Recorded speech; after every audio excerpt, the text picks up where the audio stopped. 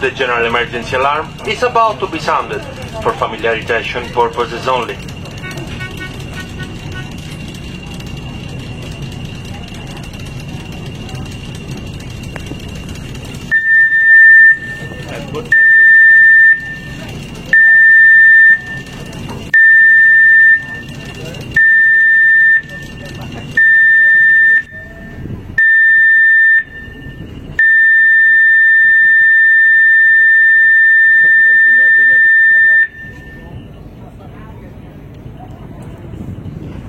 The signal you have just heard was the general emergency alarm and was sounded for familiarization purposes only.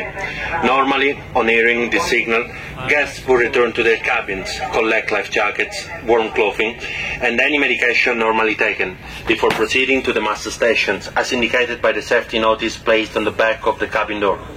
Today, on this occasion only, no guest actions are required.